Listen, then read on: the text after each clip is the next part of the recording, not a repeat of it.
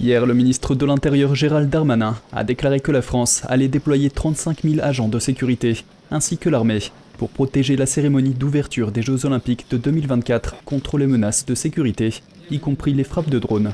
Des centaines de milliers de spectateurs sont attendus le long de la Seine, sur un parcours de 6 km, pour assister au défilé fluvial des délégations nationales qui navigueront depuis le pont d'Austerlitz jusqu'au pied de la Tour Eiffel.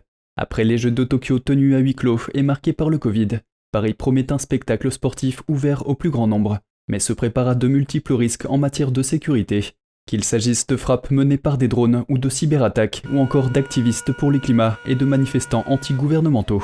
Le ministre de l'Intérieur Gérald Darmanin a déclaré que des renforts viendraient du ministère de la Défense. L'armée française est chargée de diriger les défenses du pays contre les attaques de drones. Sur les drones, c'est une menace totalement nouvelle surtout. Et donc je pense que nous avons toujours beaucoup à travailler sur la menace classique, qu'il s'agisse de la délinquance, qu'il s'agisse de la personne qui pourrait venir avec une arme, quelle que soit cette arme, ou une bombe, quelle que soit cette bombe, pour commettre des méfaits à Paris. Mais nous savons détecter et pouvoir combattre cette menace. L'arrivée de drones sur les théâtres d'opérations civiles, puisque ça existe déjà sur les théâtres d'opérations militaires, chargés d'explosifs par exemple, est pour nous évidemment quelque chose de nouveau.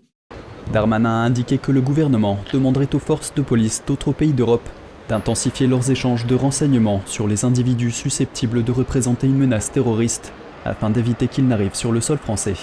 Je vous rappelle que la France, depuis de nombreuses années, depuis le ministre de l'Intérieur Bernard Cazeneuve et depuis les attentats du Bataclan, a demandé le retour des contrôles aux frontières intérieures, malgré Schengen. Nous avons renouvelé notre demande de contrôle intérieur aux frontières parce qu'il y a la Coupe du Monde de rugby, parce qu'il y a les Jeux Olympiques. Nous devrions avoir une réponse de la Commission européenne. Nous n'avons aucun doute que la Commission européenne, devant ces deux grands événements mondiaux, autorise la France une nouvelle fois à faire ces contrôles intérieurs. Darmanin a déclaré qu'il s'attendait à ce que plus de 600 000 personnes assistent à l'événement de lancement des Jeux, dont 100 000 qui paieront jusqu'à 2 700 € chacun pour s'asseoir sur les berges du fleuve. Reuters a révélé que les organisateurs de Paris 2024 prévoyaient d'installer la flamme olympique sur la Tour Eiffel, mais pas au sommet du monument.